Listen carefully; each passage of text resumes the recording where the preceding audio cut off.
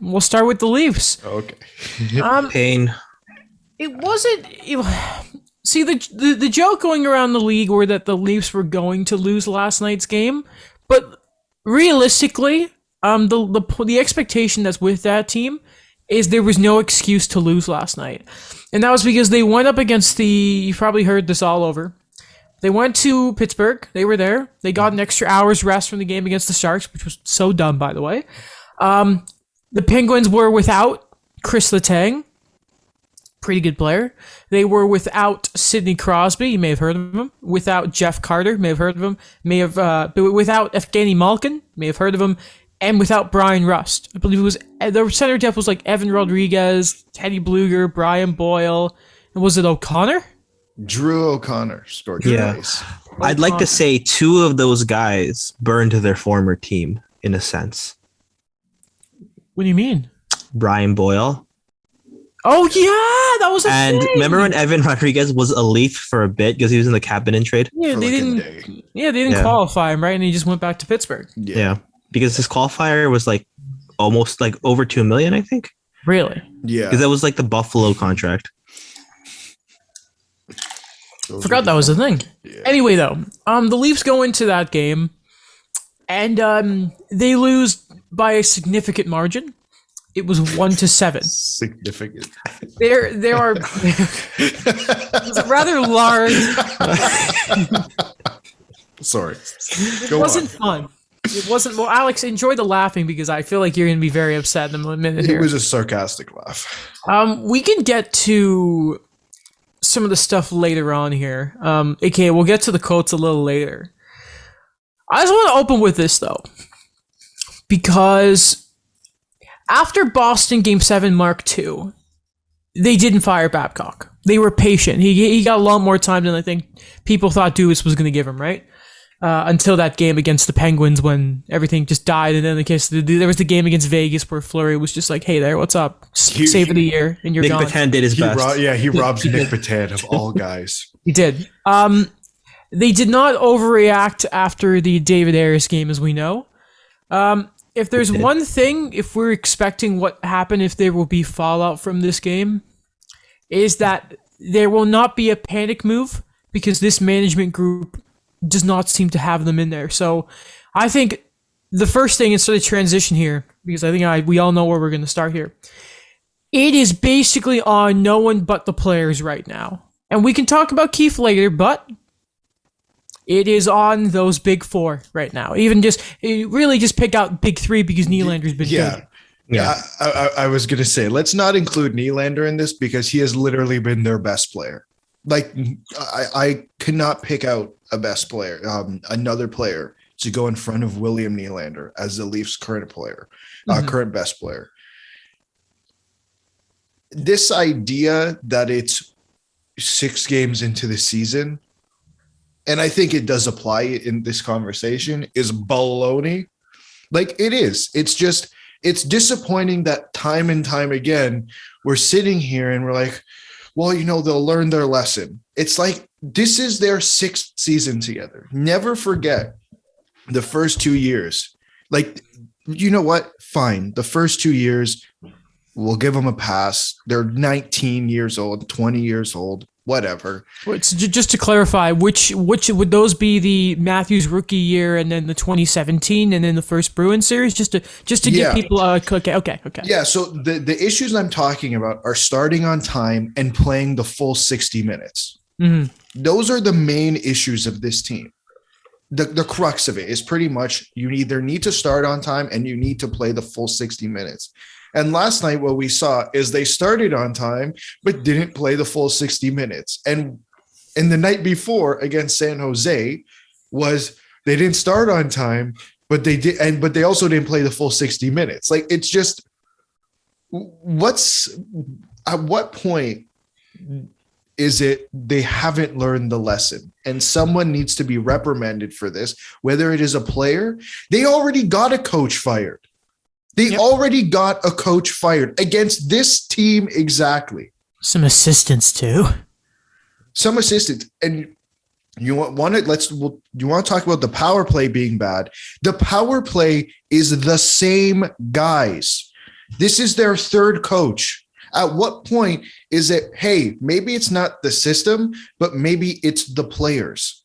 You're right. I think a lot of the blame should be put on the players. Not all of it, because I think at some point, coaching and management deserve their blame, and they most definitely do. My patience is running very thin. But again, it's the players who do not look like, I know they care, but it doesn't show on the ice. There's that expectation where you're 6 games in, and again, it's a team that's meant to contend. And the way I saw everything was San Jose's loss, like the loss to San Jose, is like the progress report you have early on saying, are you headed in the right direction? And then you go into Pittsburgh where literally everyone not named Jake Gensel, who was a forward, was a depth guy. And to lose like that, it's just reminding me of, did you learn anything from the night before? Did you learn anything from what you were supposed to do out there? This was probably like the worst loss I've seen in quite some time. It's kind of like a lot's been made lately about the shooting percentages, and I don't mean the actual quotes, but I think what you kind of see is, and when I was watching some of that San Jose Sharks games, I was kind of going back and forth because whoever Montreal were playing then, I think it was Carolina, and they were getting butchered, and it was like, yeah, I'm not wasting my time with this. Like looking at that, and it was like, okay, but we knowing the Leafs, they're going to get another one here, right? It's going to happen. But when their shooting percentages aren't sort of going, and obviously that will even out. Marner and Matthews are going to score. That's not a question. But it just sort of highlights that full like level of consistency throughout the game. It's not just more of the sort of just keep to the process. Yeah, the process will work. You're going to get your points, but it's the whole team play that is just sort of under even more of a microscope because they aren't scoring at the moment. You know what I mean? Did anybody watch All or Nothing? Like, are we blind? I'm genuinely curious because the thing that Sheldon Keefe brought up in episode 1 is now reappearing for a 6th straight season. And we're all sitting here saying, well, the shooting percentage this, and I know that this isn't the point you're trying to make, but Yeah. the shooting percentage this and goals expected this, that's not the point. The point isn't the stats. The point is they cannot play a full 60-minute game. I've seen them maybe do it 3 or 4 times over the last few years, and it's ridiculous. It's ridiculous. You ask to be paid big boy money, you need to play big boy games. So you mentioned big boy. Shall I read 2 Mitch Marner quotes then quickly for you? Quickly, just this isn't just Mitch Marner. I want to be very clear. I'm not throwing Mitch Marner under the bus. I'm throwing the entire team under the bus because it's ridiculous. Go ahead. Okay, so this is James Myrtle has these on his Twitter. Sorry. First one I read here again, both from Mitch Marner. Obviously, it's not going in. I think we produced good opportunities. I thought we've had some good looks. We haven't had a lot of second opportunities. Says getting frustrated won't help anything. Before I read the second one, second chances. Have you seen Spezza's goals the last year? It's literally just crashing the net and getting every sort of rebound you can. And then the second quote. We're still early in the season. Obviously, it's not what we wanted. Day off in Carolina, fresh page, go over what we did wrong tonight. We have a lot of things we did wrong. By the way, I believe, so the next game's in Carolina, and it's against Freddie Anderson. They're going to get shut out. The way that because what is he, 4-0 or something to start the year? Yeah, he's doing so well. Yeah. It is because I made a joke when I quote tweeted this because it was this what was said after the Columbus thing? It was shooting percentage, and then the series after Montreal it wasn't going in. It's you know what I mean? It's just this thing of the more and more I watch Mitch Marner, the more I'm kind of like, I don't want to call him soft, but it's kind of like this, and I'll pick on Mitch Marner here. I don't care. Like, I don't know if he's a player who's quite ready to do what it takes to win. You know what I mean? Like the example everyone thinks of is like when the Caps are going on their cup run and you see Alex Ovechkin blocking a shot. You know what I mean? I'm not saying Mitch Marner's never blocked a shot, but there was this play. Like, there's a mental thing still with Mitch. There was this look when at some point Nylander was sort of put on that line, right? And Nylander was right there. You could have given him the puck, and he could have gone around the net and just made something happen. And Mitch just held on to it and got knocked off the puck. And you're like, that's not Mitch Marner. No. That's the thing. It's a mental. I'm so convinced it's a mental thing because Mitch Marner, you brought a blocking shot as an example. There was a tweet going around the other night about Mitch Marner, first series against Boston, blocking a shot, 10 seconds to go in the game or something like that. Mm-hmm. So it was there. So what happened to it? Like, where did it all go? Mm-hmm. Did it disappear?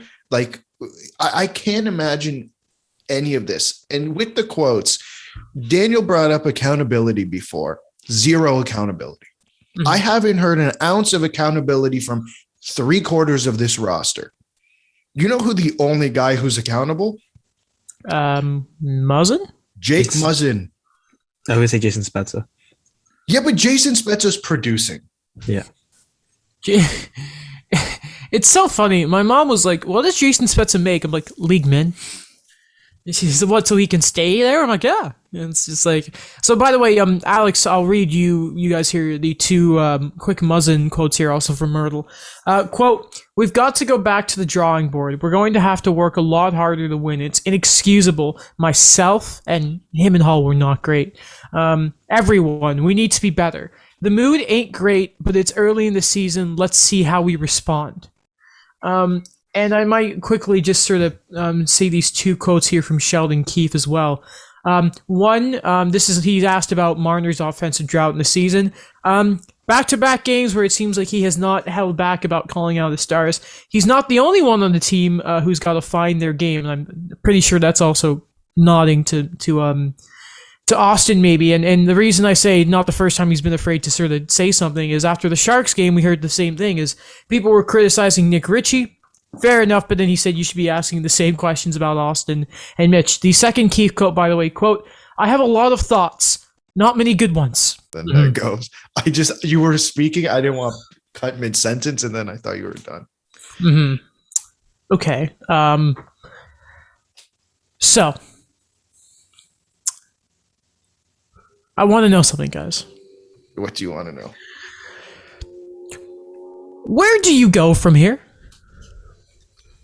You win the next game. I don't know. You have to win the next game.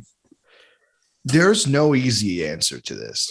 Like there's a reason they have to have that answer. That the coaching and management group there, along with the leadership group with the players, have to have an answer because no one else. Like I don't think you trade. You brought up panic moves before. I think most general managers in the league would not make a panic move. There's a reason they're in that spot. And there's a reason that when there's these people are talking on Twitter, right? Like they have that job for a reason. I think there's more than just, I'm going to make a panic move. Yep.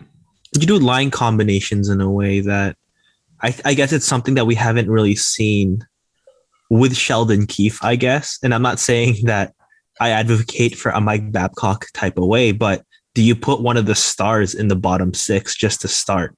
Do you sit them? Oh, that one's do the Tortorella. I was gonna bring that up because there was something where, and again, these are just from writers. This is not from the actual team. But a lot of people saying, I'm surprised Sean Monahan's on the fourth line. If I was the coach, I would have put him in the press box. Yeah, man. And must I say, that's a very expensive fourth line they have right now because Milan Lucic is on there. Yeah, that's weird. A message has to be sent to the players. And I think bare minimum, there needs to be line shuffling. Move Marner off of Matthews' wing. Bare minimum. I'm sorry. I can't do it anymore. I don't want Marner, Matthews, Nylander. I want Matthews, Nylander, and I want Marner somewhere else. Just give it a try. Why is that so hard? To comprehend. Get Bunting to plant his butt in front of the net and let Matthews take shot. If it's a rebound, but at least Bunting's there.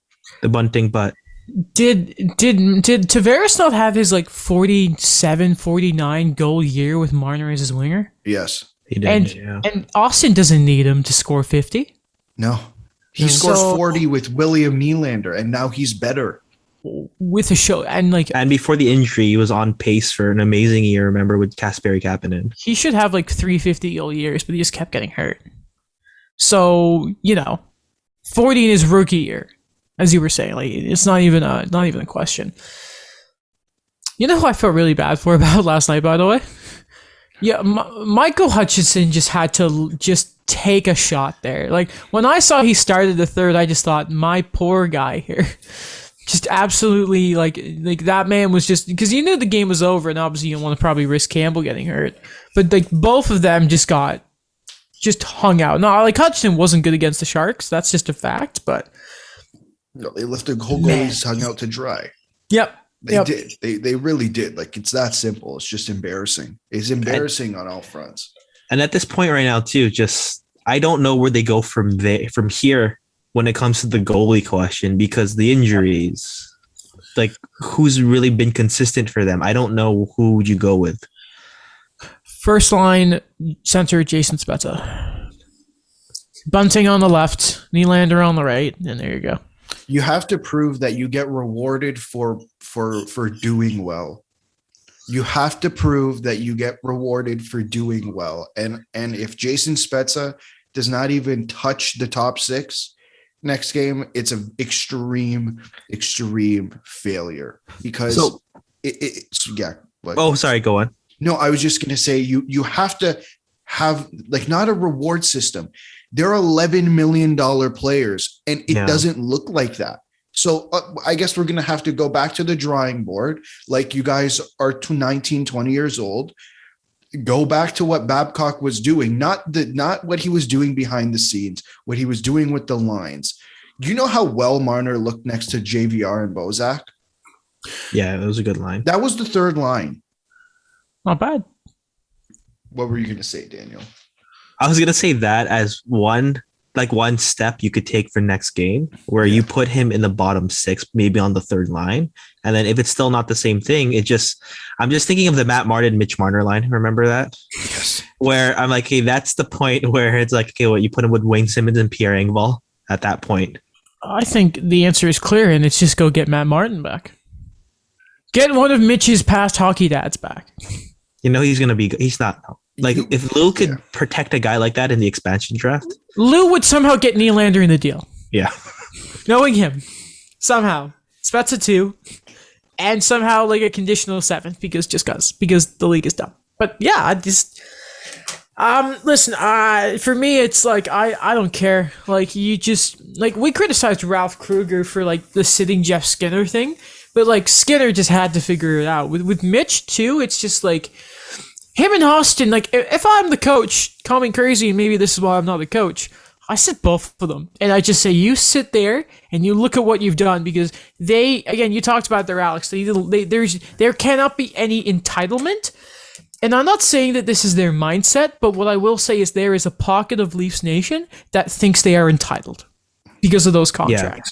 Yeah, 'cause And- yeah. Yeah, no, because they got like, and listen, my opinion is simply like Matthews is underpaid, but the term, like, I don't think anyone can complain about the AAV. It's just the term that scares people. And if he resigns, and this is not even a problem, we all know Marner's overpaid, Nylander's underpaid, Tavares is extremely fair, and we'll see. And let's also not let off Justin Hall and Jake Muzzin, even though Muzzin was at least extremely honest.